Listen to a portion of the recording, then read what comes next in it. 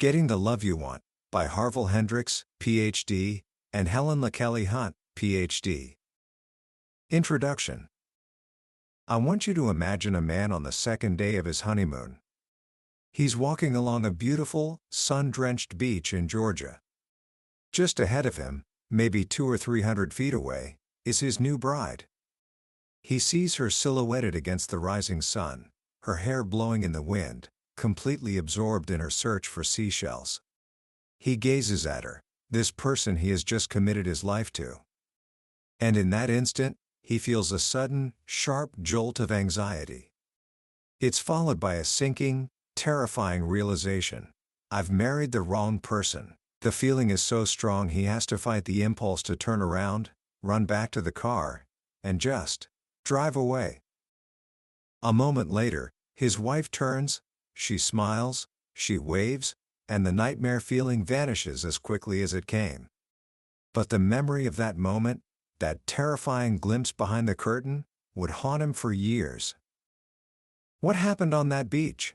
Was it just a fleeting moment of cold feet, a strange premonition, or was it something much deeper, a message bubbling up from a hidden part of his mind, revealing a secret about love that most of us never learn?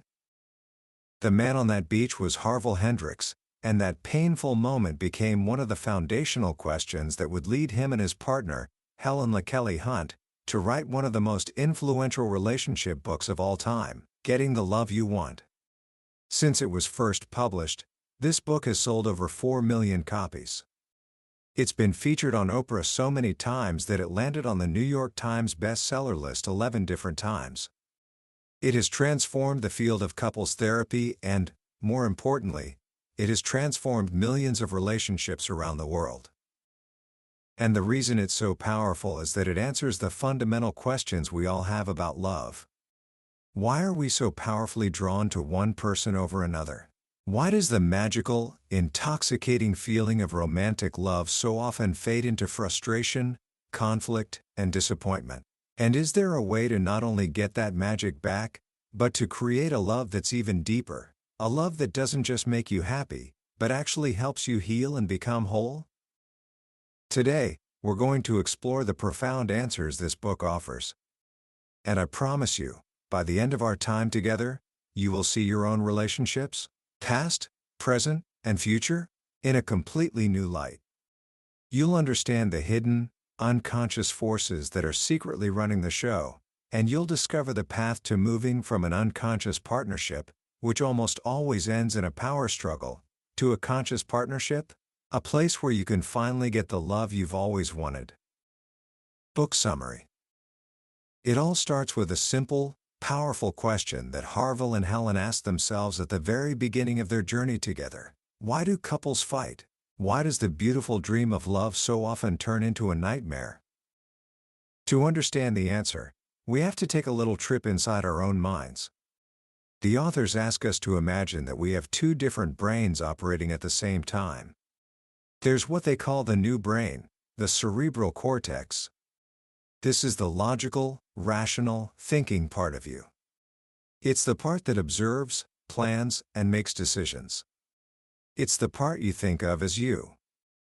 But buried underneath is a much older, more primitive part of your brain. Let's call it the old brain. This part is not logical. It doesn't really understand time. Its main job is survival, and it's constantly scanning your environment asking one simple question: is it safe, or is it dangerous? This old brain is like an ancient security guard, living in the basement of your mind, and it's been shaped by your earliest experiences. You see, when we come into this world, we experience what the authors call joyful connecting. As an infant, if our needs are met, we feel a sense of oneness, of safety, of being perfectly in tune with the world. But no parent is perfect. Inevitably, there are moments when our needs aren't met. Maybe our cries aren't answered right away. Maybe our caregivers are stressed, or distracted, or just don't understand what we need. In those moments, the connection is broken. For a tiny, helpless baby, this rupture feels dangerous. It triggers anxiety. And the old brain, our faithful security guard, records every single one of these experiences. It records the good feelings of connection and the painful feelings of the rupture. And it especially takes note of the people who were there, our caregivers. It creates a detailed, unconscious file on them, their positive traits and, even more powerfully, their negative traits. The ways they were warm and nurturing, and the ways they were distant, critical, or unavailable. This collection of traits, this composite image of the people who raised us, forms a kind of unconscious blueprint. The authors give this blueprint a special name. They call it the Imago, which is Latin for image. Now, here is the first great secret of the book. As we grow up and start looking for a partner, our conscious mind, our new brain, is making a list. We want someone who is kind, funny, smart, attractive. But our unconscious mind, our old brain, is looking for something completely different. It's not looking for the perfect person. It's looking for a person who matches our Imago. It's searching for someone who feels familiar. Someone who has the same combination of positive and negative traits as our caregivers. And this leads to a stunning realization.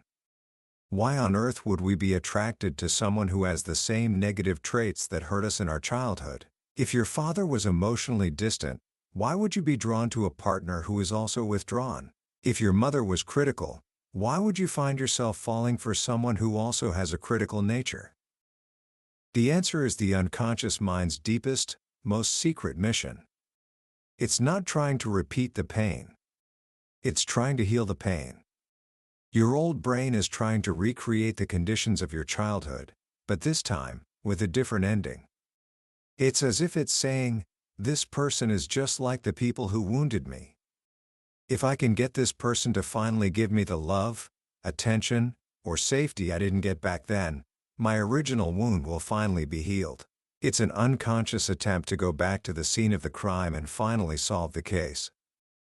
This is why, when you first meet that special person, you might have that strange feeling of recognition, that sense of I feel like I've known you forever. Your old brain is screaming, that's them, that's the one, they match the Imago. This matching process triggers the intoxicating rush of romantic love. The world seems brighter, you feel more alive, more complete. This isn't just a poetic feeling, it's chemistry. Your brain releases a cocktail of chemicals like dopamine and oxytocin, the same hormones involved in the bonding between a mother and child. Your old brain is convinced it has finally found its perfect, surrogate parent who will meet all its unmet needs and heal all its old wounds. There's another piece to this puzzle of attraction. The authors call it the lost self. As we grow up, we're taught through socialization that certain parts of ourselves are not acceptable. Big boys don't cry. Nice girls don't get angry. We learn to repress certain feelings, behaviors, or talents to fit in and feel safe. Maybe you had to suppress your playful, spontaneous side to be taken seriously. Or maybe you had to hide your vulnerability to appear strong. These disowned parts become our lost self. And what kind of person are we often wildly attracted to? Someone who expresses those very parts we had to cut off in ourselves. The quiet, reserved person falls for the life of the party. The logical, analytical person is drawn to the free-spirited artist. By uniting with them, we feel like we are reclaiming a missing piece of ourselves. For a while, we feel whole. So, here we are. We found our Imago match. We feel whole and complete. We're flooded with the euphoria of romantic love. Our old brain is convinced that all of its childhood longings are finally going to be fulfilled. It seems like the perfect dream. So, why does it all fall apart? This is where we enter the second stage of a relationship, a stage that almost every couple goes through. It's called the power struggle. The shift usually begins after some form of commitment is made. You move in together, you get engaged, you get married. The playful dance of courtship ends. The wounded child within each partner, who has been patiently waiting in the wings, now steps onto the stage and says, "Okay, I've been good long enough. It's time for the payoff." Suddenly, the unconscious expectation that your partner will magically heal your childhood wounds becomes a conscious demand. And you make the shocking discovery that your partner isn't a magical, all-giving parent. They are a separate person with their own set of unmet needs and their own wounded child who is making the exact same demand of you. And this is when the conflict begins. The very things that once attracted you to your partner now begin to drive you crazy. There are three major sources of this conflict. First, those complementary traits that represented your lost self now start to feel threatening. Remember John, the successful businessman who was so attracted to Cheryl's vibrant, emotional personality? At first, being with her made him feel more alive and in touch with his own repressed feelings. But as they got closer, her emotional intensity started to stir up his own buried anger, which he learned in childhood was dangerous to express. It made him deeply anxious. And so, he started trying to shut her down, telling her, "Don't be so emotional. Calm down." The very quality that drew him in was now something he perceived as a threat. Second, your partner's negative traits, the ones you so conveniently ignored during the romantic phase, are now impossible to deny. And because they are the same negative traits as your caregivers, they trigger your original childhood wounds with painful accuracy. This is what happened to Harville on his honeymoon. The sight of his wife, distant and absorbed in her own world, with a droop to her shoulders, unconsciously reminded him of his own mother, who, overwhelmed with grief and hardship, had little emotional energy for him as a child. His old brain screamed, "Danger! It's happening all over again. You're going to be abandoned." The third source of conflict is that we develop opposite defenses to protect ourselves from anxiety. The authors describe this with a brilliant metaphor: the hailstorm and the turtle. When the hailstorm feels a loss of connection, their anxiety makes them want to engage more. They get louder, more expressive, and pursue their partner, trying to force a connection. Let's talk about this. Why are you being so quiet? But this energy feels threatening to the turtle. When the turtle feels anxiety, they retreat.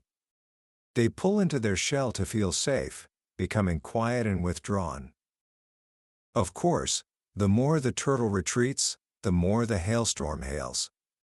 And the more the hailstorm hails, the deeper the turtle pulls into its shell.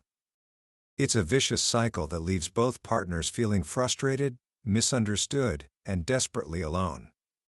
Look at the story of Bernard and Catherine. Bernard, the quiet turtle, would absorb himself in his own thoughts. Catherine, the hailstorm, feeling abandoned by his silence, would push and push for a reaction until he finally walked away, and she would chase after him, hurling accusations. They were trapped in this painful dance, each one's defense triggering the others. When we're in the middle of this power struggle, we feel confused, angry, and betrayed.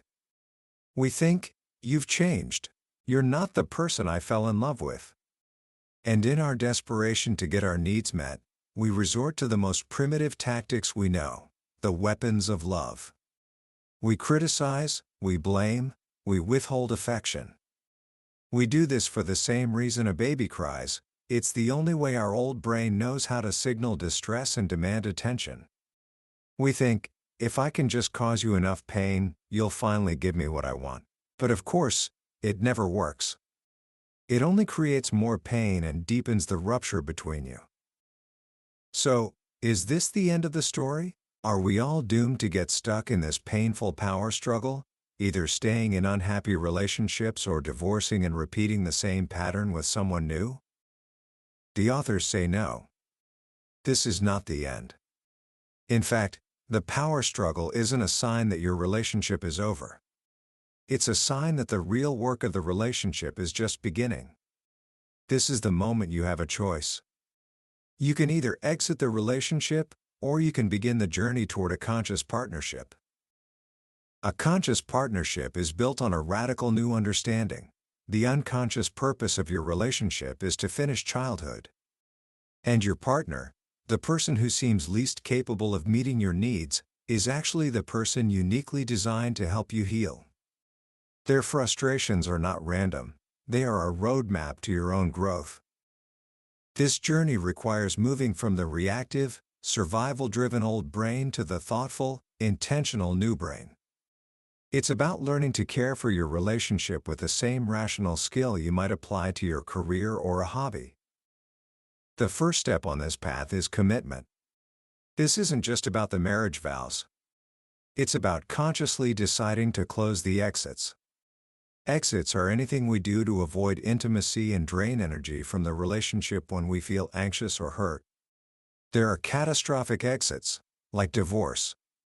But there are also hundreds of non-catastrophic exits that are just as damaging: overworking, spending all your free time on a hobby, disappearing into your phone, drinking too much, even focusing all your energy on the kids.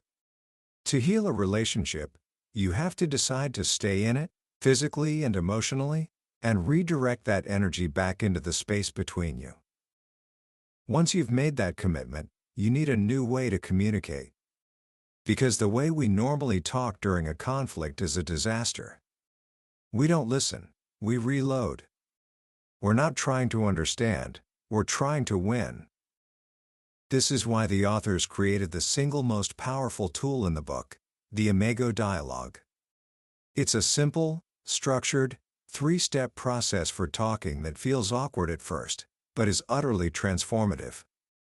The goal of the dialogue is not to agree, but simply to understand. To make the space between you safe enough for the truth to be spoken. Here are the 3 steps. Step 1 is mirroring.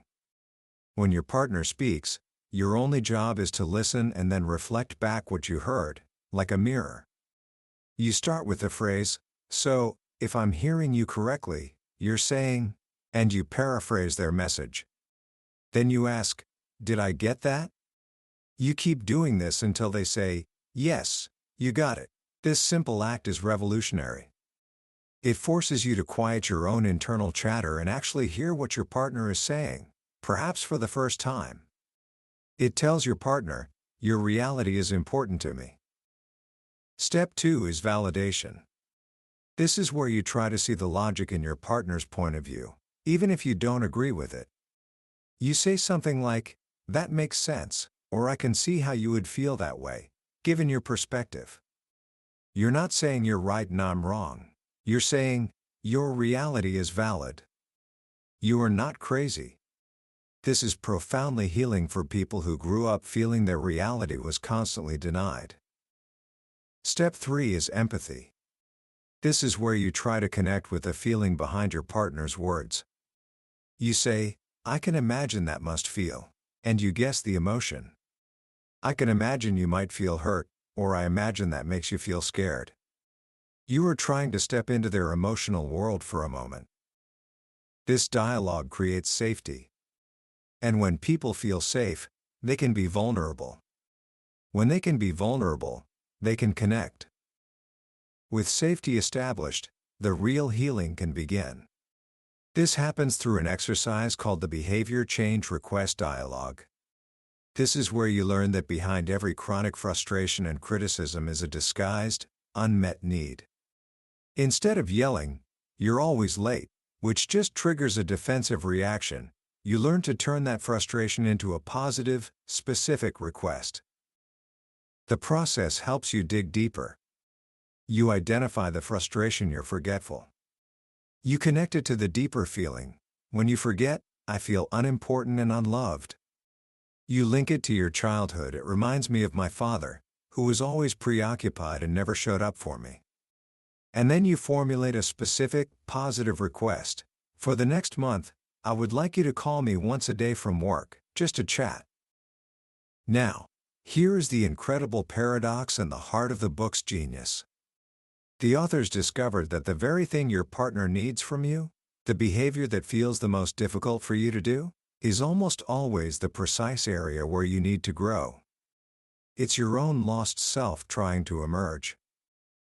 Look at the story of Stuart and Melanie. Melanie's biggest need was for Stuart to be more present and show her she was important, to heal her wound of being ignored by her father. Stuart's biggest resistance was to giving up his alone time. He even slept in a separate bedroom.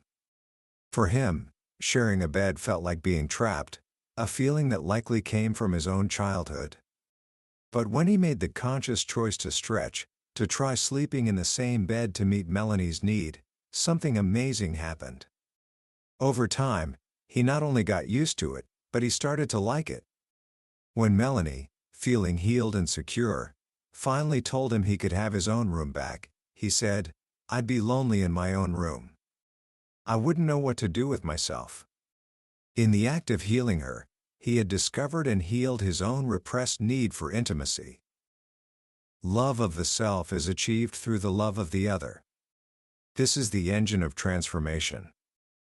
The final, crucial step in creating a truly conscious partnership is creating what the authors call a sacred space.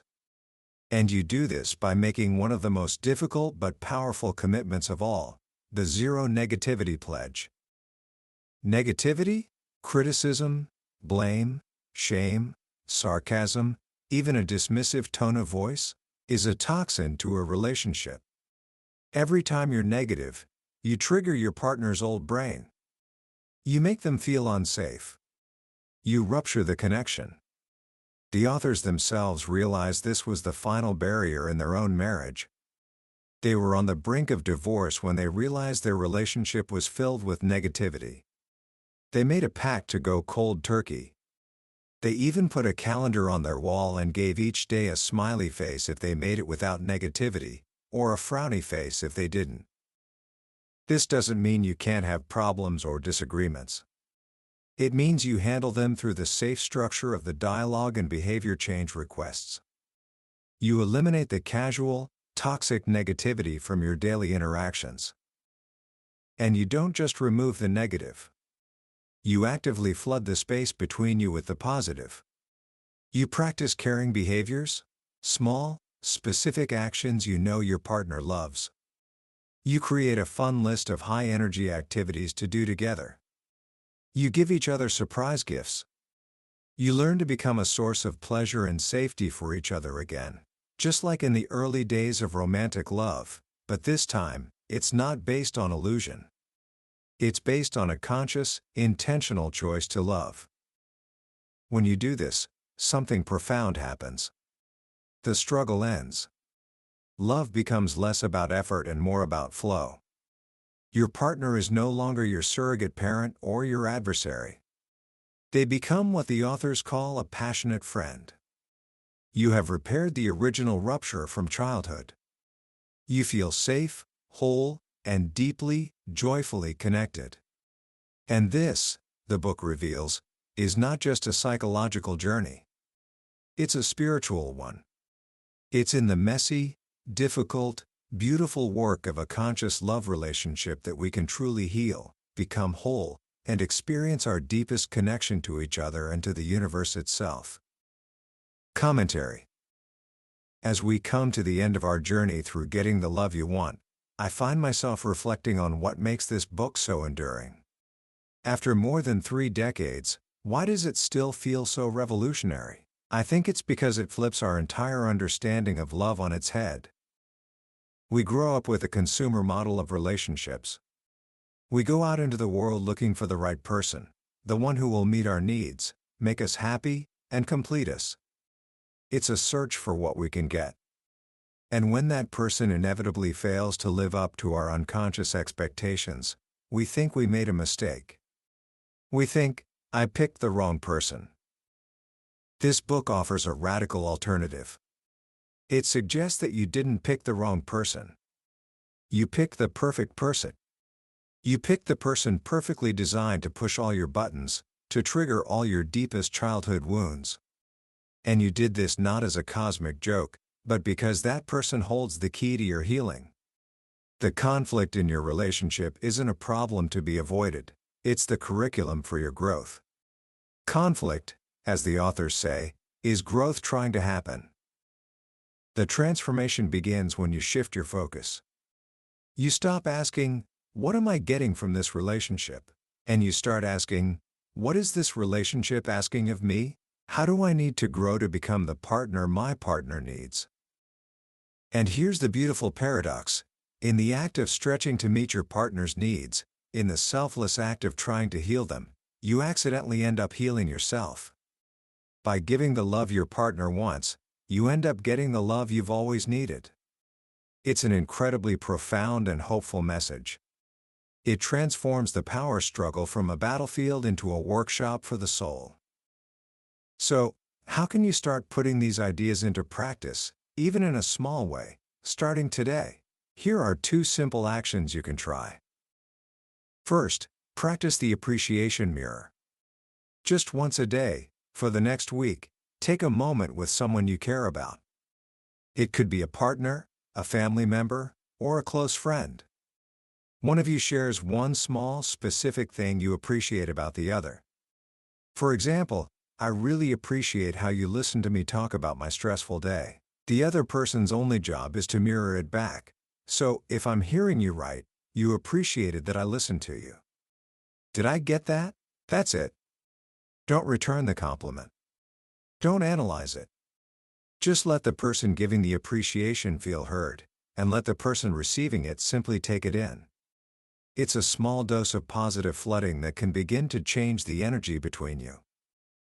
Second, just try to identify one exit. You don't have to change anything yet.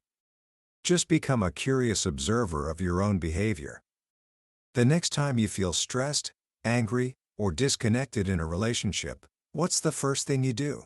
Do you pick up your phone and start scrolling? Do you go to the kitchen for a snack? Do you turn on the TV? That's your exit. Just noticing it, without judgment, is the first step toward making a more conscious choice. That was a summary of Getting the Love You Want by Harville Hendrix and Helen LaKelly Hunt. We've journeyed through the core ideas today, but I'll be honest with you, a summary is like looking at a travel brochure. It can show you the beautiful pictures, but it can't give you the feeling of the sun on your skin or the sound of the ocean. The real magic happens when you read the book yourself. It's in those quiet moments, when a particular story or a simple exercise hits you in a way you didn't expect. This summary is designed to help you decide if this book is worth your time. If anything we've talked about today has touched something deep inside you, I encourage you to grab a copy. Reading it isn't just about learning concepts, it's an experience that can genuinely change how you see yourself, your partner, and the beautiful, challenging, and healing power of love. Also, if you found this summary valuable and it sparked a new idea or a moment of insight for you, please take a moment to hit that subscribe button. We journey into a new, life-changing book every episode, and I would be honored to have you join us. Let's keep learning and growing together.